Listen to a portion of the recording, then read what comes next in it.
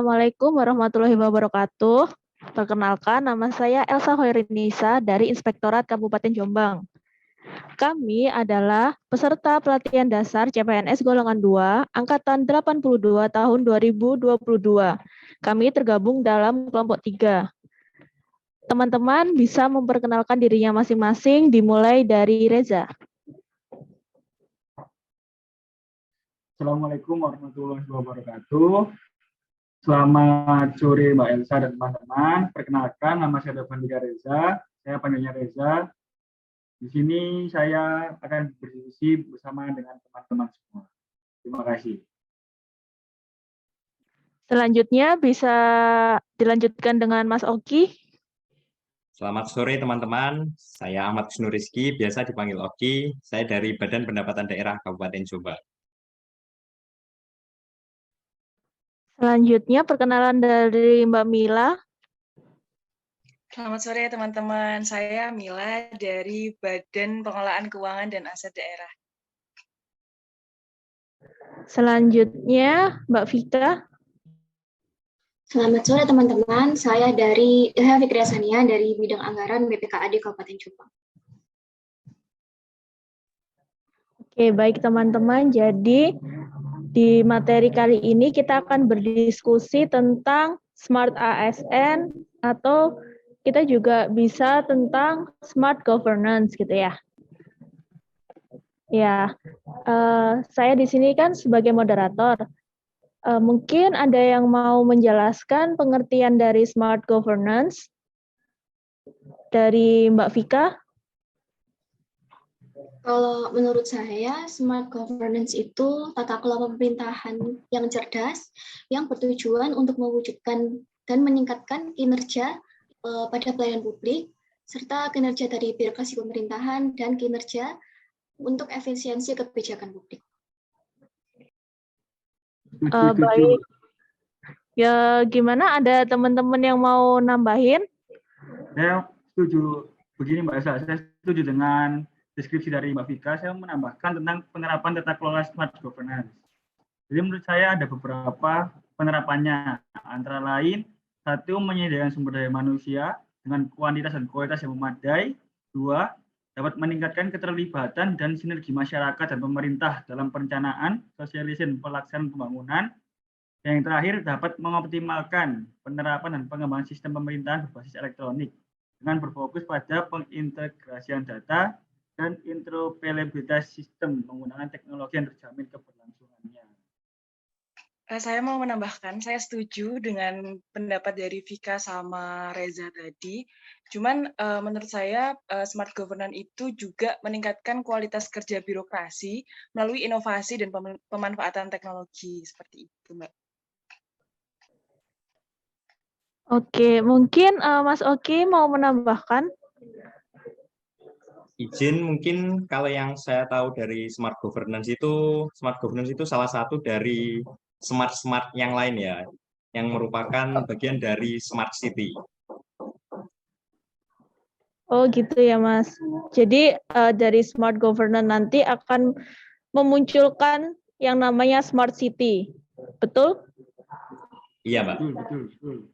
Oke, jadi kalau dari kesimpulan pengertian tadi, smart governance adalah tata kelola yang cerdas untuk menaikkan pelayanan publik dan menaikkan bagaimana pemerintah memberikan layanan kepada masyarakat, dan penerapannya pun akan menjadi harus dengan SDM yang baik, dan juga dalam penerapan good governance itu akan melibatkan masyarakat, juga melibatkan mungkin sekarang penggunaan media sosial gitu ya. Media sosial sekarang kan juga sudah sangat cepat, jadi masyarakat dilibatkan dalam good governance itu.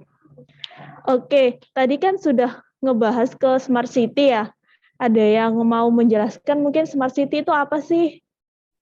Kalau menurut saya ya Mbak, smart city itu kota yang udah mengintegrasikan antara teknologi informasi dan komunikasi dalam kegiatan sehari-harinya. Yang tujuannya itu untuk mempertinggi efisiensi, memperbaiki pelayanan publik, sama meningkatkan kesejahteraan warganya. Oke, ada yang mau nambahin lagi nggak smart city itu kayak gimana? Kalau menurut saya, Mbak, Hmm? maaf ya. Vika dulu aja.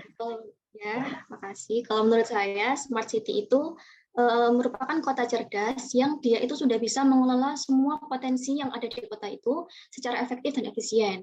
Nah, dalam menyelesaikan tantangan untuk memenuhi berbagai kebutuhan masyarakat, itu bisa dilakukan dengan manajemen inovasi yang terintegrasi dan berkelanjutan. Oke, makasih. Gimana tadi Mas Oki kayaknya mau menambahkan? Saya sependapat sama Mbak Vika sih, Mbak. Jadi kalau menurut saya itu smart city adalah kota yang mampu menggunakan sumber daya manusianya, media sosialnya, dan infrastruktur telekomunikasinya untuk mewujudkan ekonomi yang berkualitas. Oke, dari kalian ada yang tahu nggak sih kota-kota mana aja yang sudah menerapkan smart city? Kalau yang mungkin kita lihat di media sosial kan paling Jakarta atau Bandung gitu. Ada kota-kota lain nggak yang kalian Saya, tahu? Kak. Mbak, Iya, Mbak. gimana Mas Reza? Jadi tadi kan teman-teman sudah menjelaskan tentang definisi dan pengertian smart city ya, Kak ya. Jadi mungkin sekarang saya mau menjelaskan bahwa di Indonesia itu udah ada banyak kota yang menerapkan smart city loh, Kak. Jadi kurang lebih ada 8 kota nih.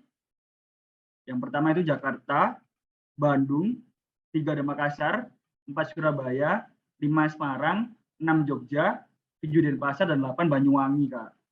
Nah, saya sebutin contohnya di 3 kota besar aja, Kak ya. Contohnya, Kak ya. Kayak misal di Surabaya nih, Kak.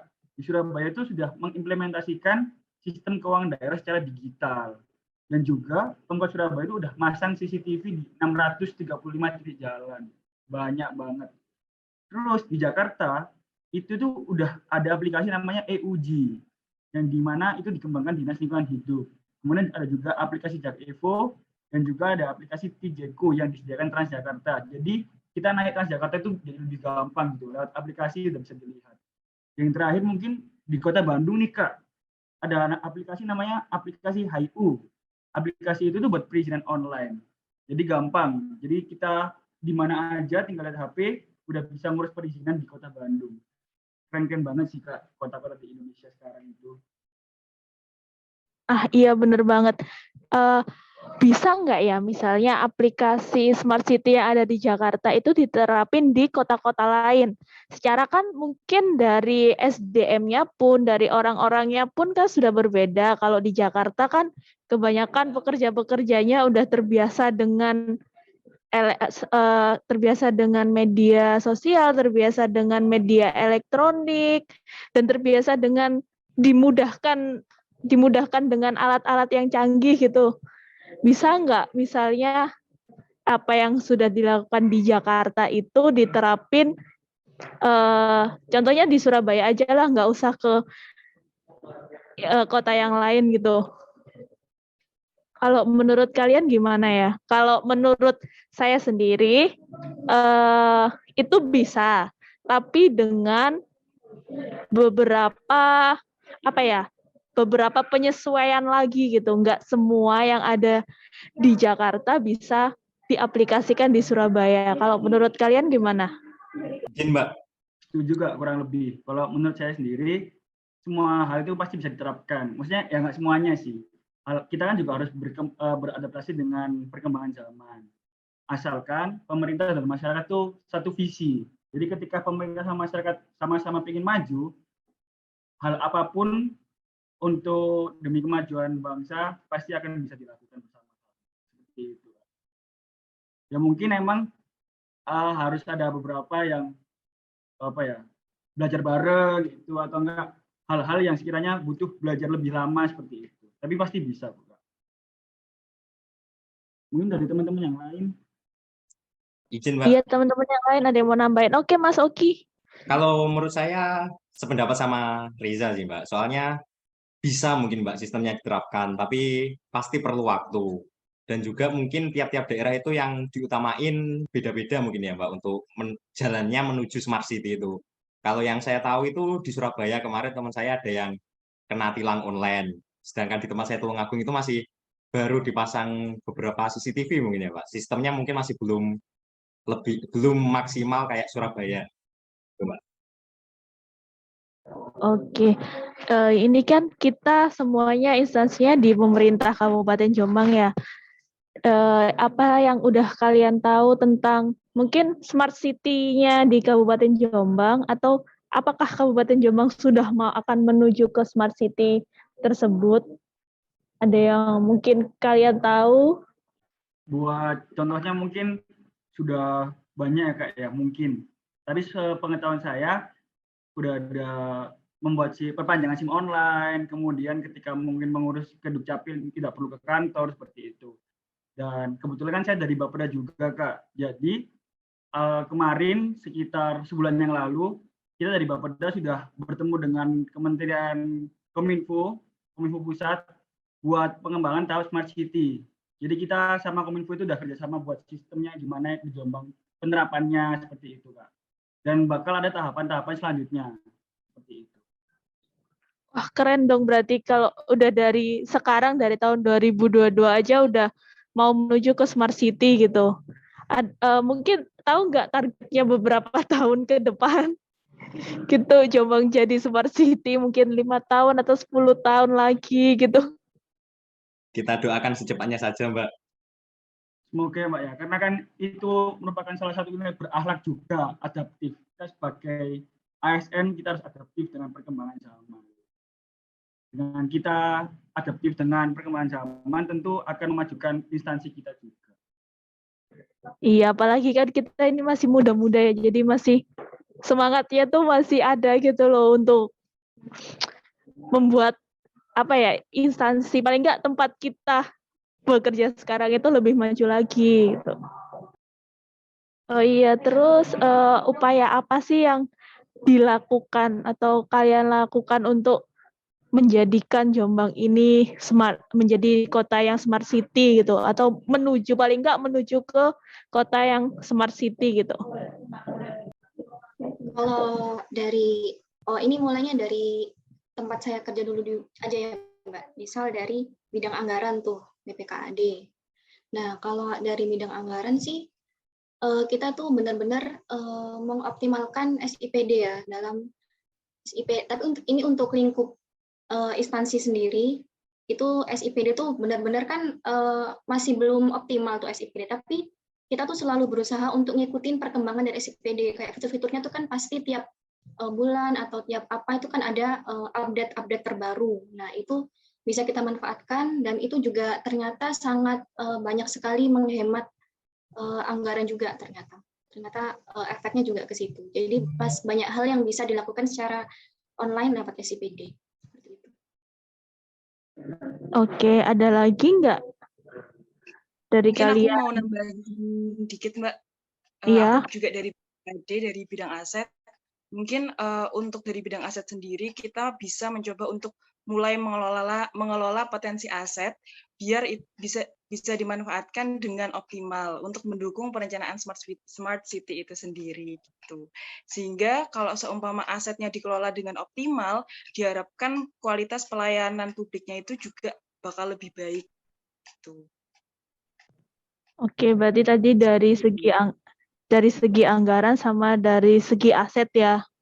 Karena mau gimana pun untuk pengembangan smart city ini ujung-ujungnya kita tetap butuh dana ya. Dananya itu nggak sedikit gitu. Selain harus kita ada dana untuk pengembangan aplikasi, kita juga harus sosialisasi ke masyarakat bahwa ini loh kita punya aplikasi ini, itu kan juga perlu biaya juga, dan untuk orang-orang pengembang aplikasi tersebut juga pasti butuh BIMTEK, butuh pelatihan dan sebagainya. Oke, ada lagi yang mau ditambahin dari teman-teman?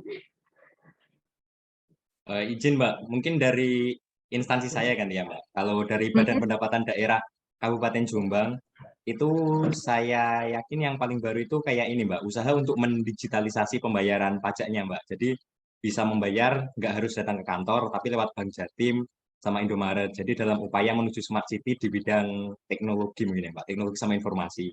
Dan emang benar Mbak itu setelah itu di launching memang butuh sosialisasi atau pemberian informasi kepada masyarakat sih Mbak.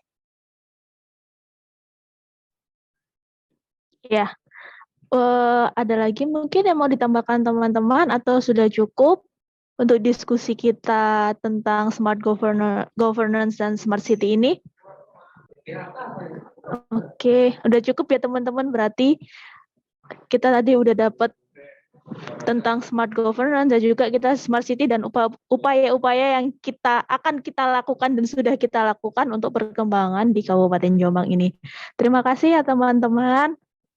Wassalamualaikum warahmatullahi wabarakatuh.